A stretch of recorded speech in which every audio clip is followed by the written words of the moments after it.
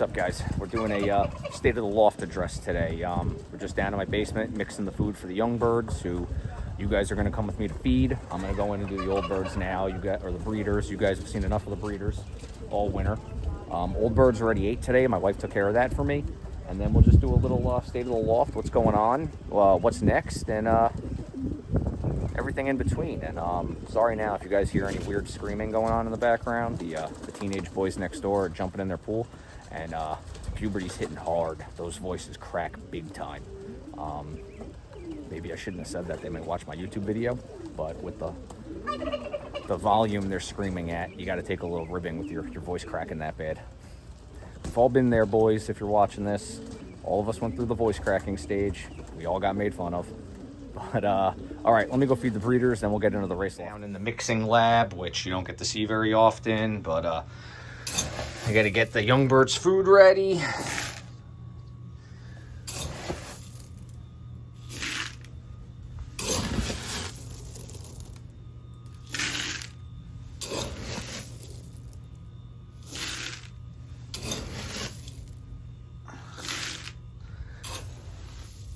So, I know it looks like I'm scooping like crazy, but I know what I'm putting in it. How many scoops? It's all been worked out. I'm gonna put a little oil.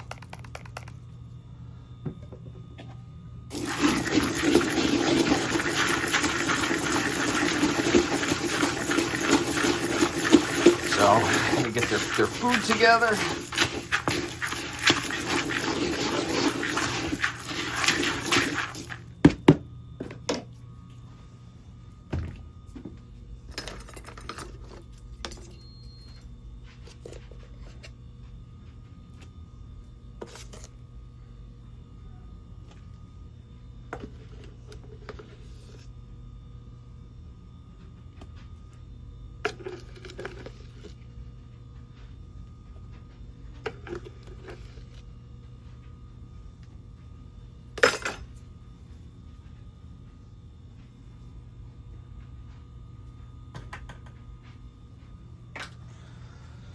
Mix this up.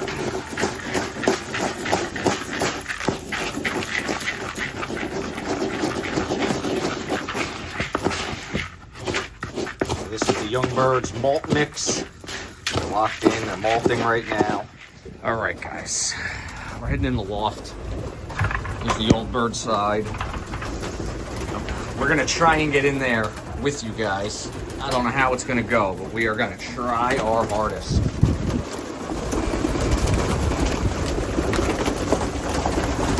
Tell they're hungry. All right, put my food can there. I gotta get the second feeder down. You know what? I'm gonna throw a handful of food on the floor to get them out of the way. Come on, guys, here.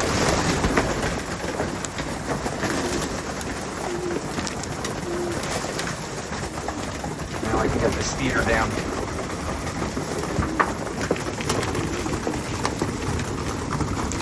All right, guys, sorry about that. I was trying to do this one-handed. These guys knocked the thing out of my hand. I spilled it all over the place, so I cut it, so I needed two hands to do this. I tried, A for effort, didn't work. But let's let these guys eat for a second. It's all the young birds, and then we'll go over here. So, what are you? Gotta toss those suckers. But here's the old birds. The numbers are dwindling. We started off with 17 going into the year. We're flown 9 races. We got 10 left. 4 are on injured reserve. Lost 7. 5 of those losses came from the same race. I don't know what happened that day, but I lost 5 birds. So something happened. Other than that race, I've had 100% returns in every race. I haven't 9 races. I only lost birds in 1 race. So 8 races, I've had 100% returns, including the 400. I had 100% returns. I clocked all the birds. But they're doing good. They're having a good year. They're hanging in there. And, I mean, they look good. They look nice. So we'll see. One more race left, 500 miles. We'll see how it goes. But yeah, they're doing all right. Let's see. Let's see my friends.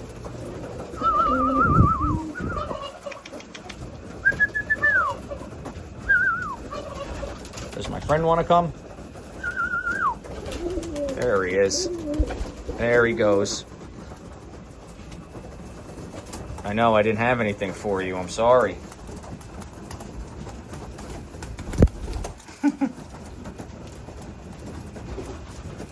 She's my friend too. But yeah, the fantails are back on eggs, or babies. We got 2 baby fantails. I'm gonna try switching over to the fantails as droppers. The tail owls are just way too jumpy, way too flighty. Ends up doing more harm than good a lot of the times. So I'm gonna try with the fantails. As soon as those babies are weaned, we're gonna start letting out the 2 parents and getting them familiar with the landing board. I've had one of them out before. He just walked around. I think that'll be perfect. They don't really look to go anywhere. But now that it's calmed down a little bit in here, let's move into the young bird section. All right, so here's the young birds. What I wanted to update you guys about is they have all had their 9th and 10th flights pulled. They are locked down now till the end of the month to molt.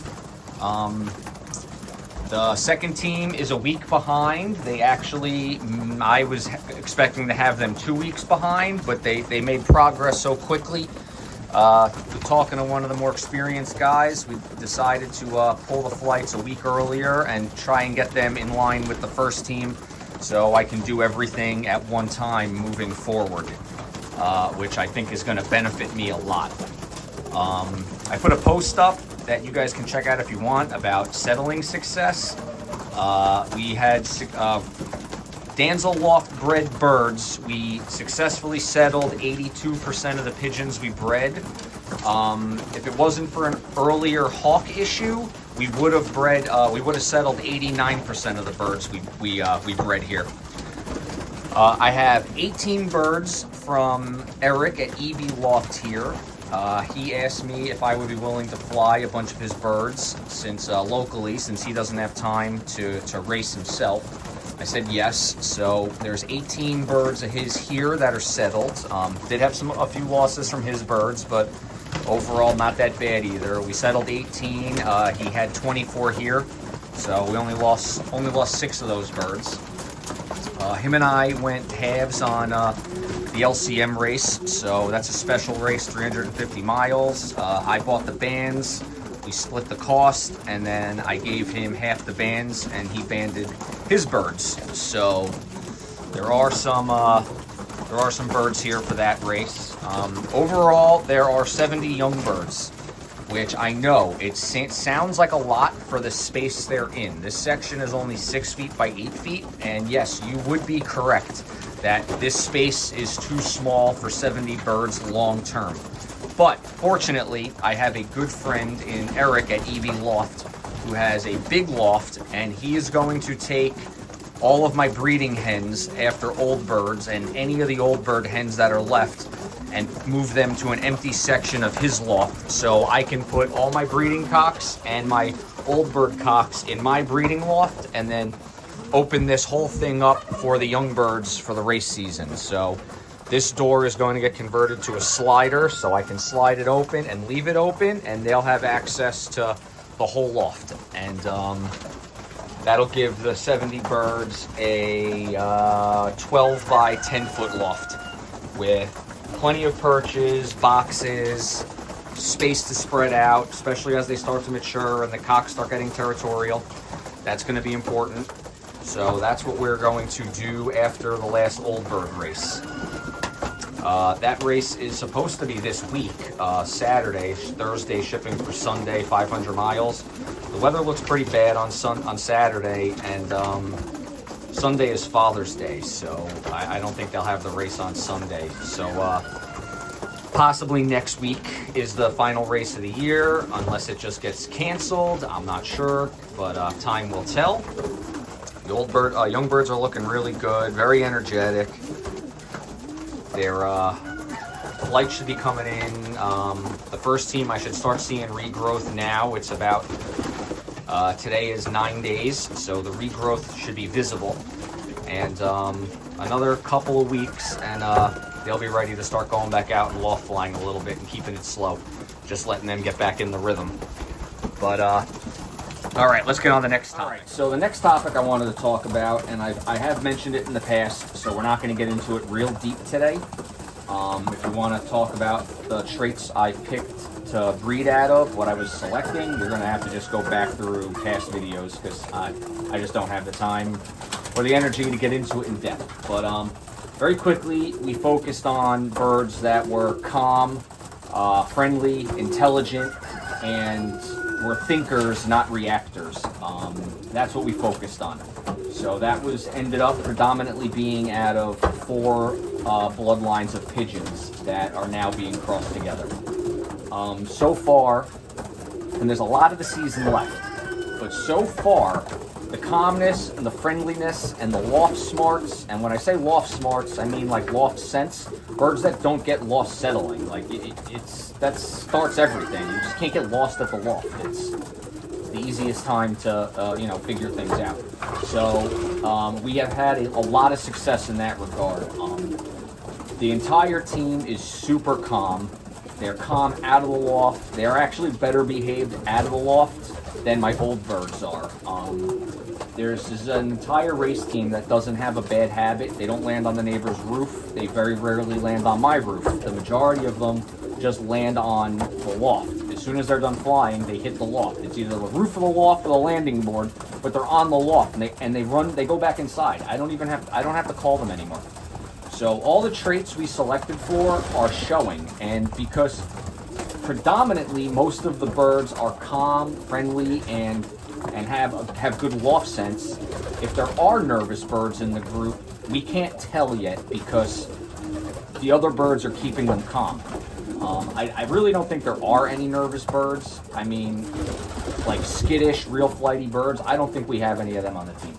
I mean, don't get me wrong, not all the birds are friendly. Like, they don't want to be held, they don't land on you, but they're calm around you. They don't panic, they'll eat out of your hand, but some of them are extraordinarily friendly. Like a lot of them land on me. I don't know if they'll do it now because they just ate, but we'll see. They will always pick on my fingers,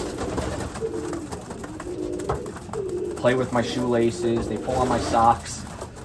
It's a very friendly, very calm group of birds, and it's translating to outside of the loft as well. We're going to see what happens come races and come road training. First team's up to 10 miles. Once they're done molting and their flights grow back, we're going to keep going. So we'll see what they do once we get further away. We'll see what they do once the races start. But, step 1 of the evaluation was what did they do at the loft and the settling process. And I've been very pleased with the birds that are here. And going through my notes, it seems like the 4 families of birds that we selected for the certain traits, we didn't really lose many of them. Maybe 1 or 2 in the settling pot process, 3 at the most. A good amount of the losses came from other bloodlines, and almost half the losses came when the hawk pressure was ridiculous. We were only settling 66% of the birds until the crows came back from the migration. Once the crows came back to my yard and started chasing everything away, we started settling 89% of the birds. So a lot of the losses are attributed to hawks, but it seems like during the hawk attacks, when the hawk pressure was the highest, the smarter, calm birds were the ones that came back. So we are seeing what we picked pretty quickly. But again, like I said, time will tell. There's a lot of this evaluation left. They're not going to figure this out all of it out in a couple of months. This could take years. But right now, very happy with what we've seen. But yeah, I just wanted to update you guys and show you the birds and let you know what's going on. And I'll keep updating and keep making videos as we go. So as always, thanks for watching. Like the video, subscribe to it, and subscribe to the channel. And until the next one, guys.